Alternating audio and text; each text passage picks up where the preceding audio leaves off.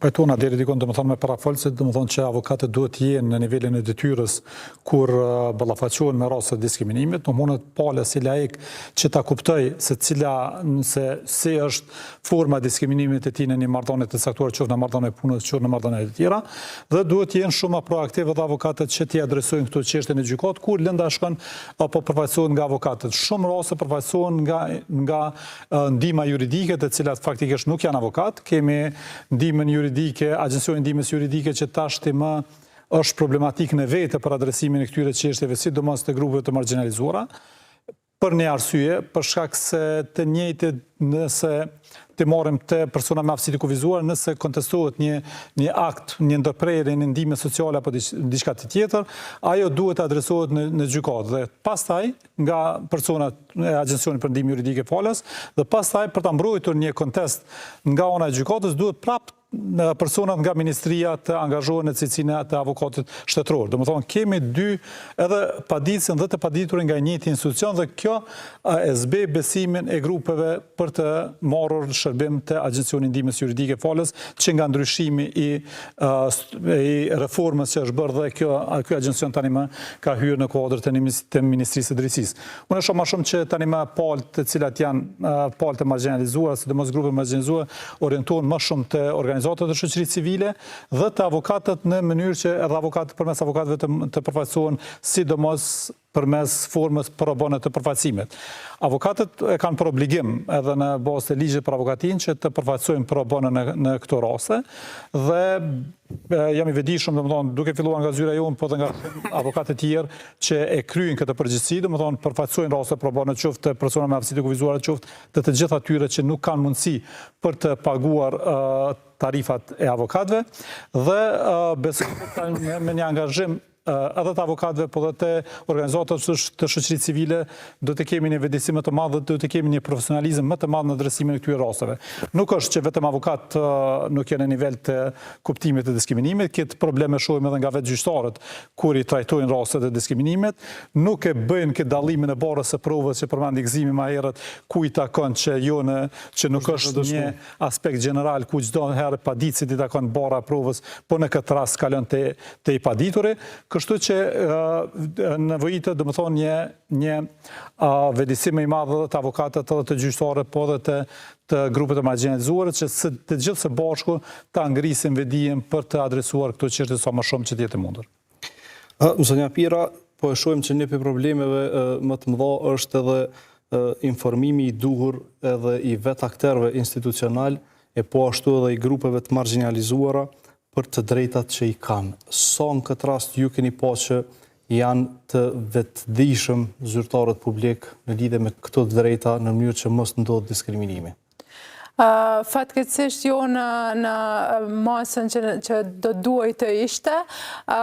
Sa i përket diskriminimit edhe stereotipeve të ndryshme apo përjashtimeve të ndryshme, unë mendoj që do duhej të bëj një përpjekje përbashkët e disa aktorëve në mënyrë që me ardhë deri te një rezultat i kënaqshëm. Mendoj që kjo fillimisht fillon në familje dhe pastaj kalon edhe në nivel institucional edhe të shoqërisë. So kemi me pa, për shembull në dhjetor të vitit kaluar ne kemi publikuar një analizë ku kemi analizuar 14 tekste shkollore për me pa se sa kanë gjuhë diskriminuese, përjashtuese, stereotipizuese. Edhe në 14 tekste shkollore kemi arrit me identifiku mbi 130 formulime të tilla. Pra, në librat e shkollës së mesme në Kosovë, akoma ka formulime si sindromi Down është idioti mongoloide, të tilla formulime, edhe pastaj që ne kemi dalë me rekomandime. Një analizë e tillë është bërë edhe në vitin 2017, ku prap kanë qenë mbi 100 formulime të tilla, edhe duke shpresuar që është përmirësuar situata, kemi përsërit këtë analizë, mirë po situata qëndron akoma e keqe, edhe normalisht që komplekse shkollore nuk janë bartës neutral të informacioneve dhe ata kanë me formësu mendimet e të rinjve dhe pastaj që ata persona vinë në pozita shtetërore të ndryshme ku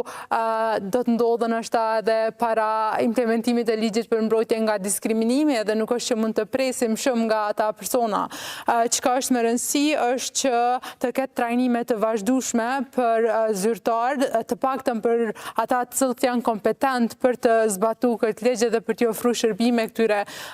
grupeve të cënueshme, edhe thjesht jo nështë kampanjë, po të themi një informim i çdo ditë i këtyre personave për të drejtat e tyre, edhe i grupeve të marginalizume. Përmendem që të drejtat nuk mundemi me i kërku pa i ditë cilat janë ato, kështu që mendoj që është jetike një formë e tillë informimit.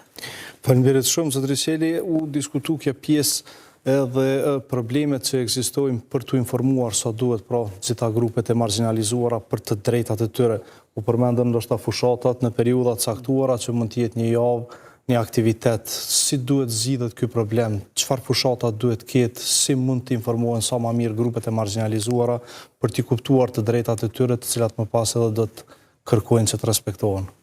Në fakt, në mediumet tona folet shumë pak për çështjet e komuniteteve. Kjo është ndoshta një sfidë që ndikon në informimin e komuniteteve, pavarësisht që në televizionin publik Kosovës ekzistojnë hapësira mediale për komunitete, por ato janë të pamjaftueshme, sepse i konsiderojmë që janë të pamjaftueshme marrë parasysh për komunitetin Ashkalie dhe Egjiptian kanë për shembull minutazh 15 minuta në javë dhe ata nuk janë në gjendje me transmetu emisione të nivelit duhur për me informu publikun, sepse kapacitetet janë shumë të mangëta dhe pjesa e stafit është shumë e vogël dhe nuk mujmë mbulu të gjitha çështjet që kanë të bëjnë me komunitetet në krejt Republikën e Kosovës. E dyta, mendoj që zyrët që janë në kuadër të ambrellës së zyrës së kryeministrit duhet fuqizojnë pak më shumë rolin e zyrave komunale për komunitete dhe kthejmë një që në nivel lokal këto zyre pastaj ta bojnë sensibilizimin dhe informimin e komuniteteve për drejtat që atyre ju takojnë, ndërsa e shohim një farë pasiviteti të nivelit qendror që me pas edhe komunikim dejnë me këto zyre, pavarësisht që janë të krijuar me njëherë pas luftës me qëllimin e vetëm për mbrojtjen e interesave të komuniteteve shumicë, po nuk mundin me ekzistu si zyre nëse këto zyre fillimisht nuk kanë buxhet që të paktën një aktivitet më të vogël nëse dojnë me dalë një fushat më të vogël në lagje nuk kanë mundësi me bë. Kemi zyre që për shembull punojnë me të njëjtin udhëzim administrativ, me të njëjtin rregullore, në një komunë ka vullnet më të madh politik sepse këto zyre mbaren prej vullnetit kryetarit, pra nënkupton që me një komunë ka vullnet më të madh politik edhe i fuqizon, me një komunë tjetër nuk kanë fare buxhet. Dhe kjo pabarazi në një mënyrë na pamundson që edhe ne si zyre, por edhe mediat që kanë një rol të rëndësishëm në vetëdijsimin dhe sensibilizimin e komuniteteve për drejtat e tyre, na jep me kuptu që ekziston një farçalimi dhe këto komunitete shpesh e kanë të pamundshme ta marrin informatën. Mos flas për komunitetet të tjera që janë lingvistike në Kosovë që edhe ata kanë pamjaftueshëm hapësirën mediale që me marrë informacione, që u tha dhe gjatë debatit, për shembull, ne për shumë institucionet tona nuk kemi edhe informata ndoshta që duhet jenë edhe në gjuhën e komuniteteve, në mënyrë që çfarë janë informacion të arrijnë në nivelin e duhur. Pra, unë mendoj që shteti duhet t'i forcojë këto mekanizma, ta marrë seriozisht çështjen e komuniteteve dhe po shpresoj që në një të ardhme të afërmt, të paktën këto 3 komunitetet, Rom, Ashkalie, Egjiptian, nuk do të quhen më komunitetet marginalizuar, sepse duhet konsiderohem që në vendin ton, nëse llogarisim në aspektin logjik kështu, menjëherë mas komunitetit shumicë me numër janë këta që kanë numrin më të madh të komunitetit dhe në një shtet kur pakicat nuk e kanë gjendjen e mirë, unë konsideroj që edhe shteti nuk i ka punë në nivel. Andaj mendoj që në këtë drejtim, pra shteti duhet përmes mekanizmave të veta, përmes strategjive, përmes politikave, duhet krijojë mundësinë që të drejtat e komuniteteve të promovohen pak më shumë, sepse në krahasim me shtetet të rajonit konsideroj që Kosova është me fat, që e përmenda që edhe në fillim, ekzistojnë disa kapitël për mbrojtjen e drejtave të komuniteteve në Kushtetutën e Kosovës, në krahasim me Shqipërinë, Maqedoninë, Malin e Zi dhe Serbinë, ku ndoshta vetëm kanë nga një ligj që përmenden aty këto, apo nëpër parambulat të Kushtetutës që fatkeqësisht nuk e kanë atë nivelin që duhet të kishin sikur Kosova. Në aspektin e infrastrukturës ligjore po qëndroj mirë, po kur vim tek zbatueshmëria, fatkeqësisht nuk e kemi atë nivelin që ne po kërkojmë dhe duhet t'i shohim komunitetit.